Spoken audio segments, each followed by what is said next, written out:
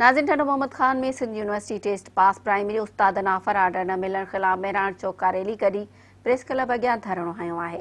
उन हवाले सां ॾिसूं था हाफ़िज़ मेमण जी ही रिपोर्ट। नाज़रीन, अॼु प्रेस क्लब ठंडो मोहम्मद खान ॿाहिरां PhD पास 2009 में उम्मीदवार जिन यूनिवर्सिटी खां इम्तिहान पास कयो आहे, अचो त उन मुज़ाहिरीन खां वीचार वठूं। हुकूमत सिंध पारां मुनक़िद थींदड़ 2009 में सिंध यूनिवर्सिटी जी टेस्ट पास कई हुई, जंहिंमें हुकूमत जो शर्त हो 60% मार्कूं खणण वारनि उम्मीदवारनि खे आर्डर ॾिना वेंदा।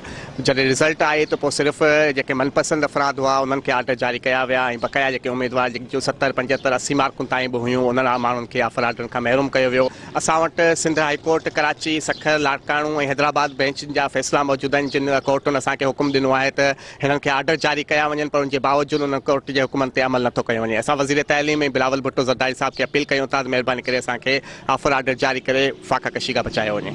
असां तो माना इहो को आहे हुते 70% के दोस्त अहिड़ा आहिनि 80% बि खणी वेठा आहिनि, पर उन्हनि खे ऑफर आर्डर जारी न कया विया। सिर्फ़ु उन्हनि माना इहो काज़ो पंहिंजा नवाज़ी पॉलिसी जेकी आहे सा अख़्तियार कई, पंहिंजनि माण्हुनि खे जेको आहे सो नवाज़ियो उन्हनि, ऐं बक़ाया जेके आहे उन्हनि खे सिर्फ़ु आसिरे में रखियो वियो त भई इहो काज़ो असां वटि सीटूं न आहिनि। जीअं ई सीटूं माना इहो काज़ो असां वटि कंफर्म थियूं त पहिरीं माना इहो काज़ो अवलियत तव्हांखे ॾींदासीं।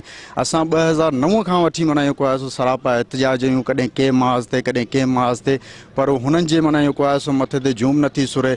असां वज़ीर आला सिंध ऐं वज़ीर तइलीम जेको सईद गनी साहब जिन आहिनि उन्हनि खे गुज़ारिश कंदासीं त ख़ुदा कुझु रहम करियो।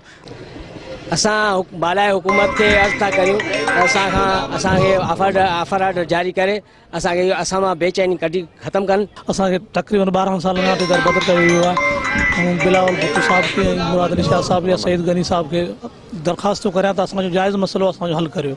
नाज़रीन, तव्हां सिंध यूनिवर्सिटी टेस्ट पास उम्मीदवारनि जा वीचार ॿुधा। कैमरामैन सब्तैन अली मेमण सां गॾु अब्दुल हफ़ीज़ मेमण, मेराण TV न्यूज़, टंडो।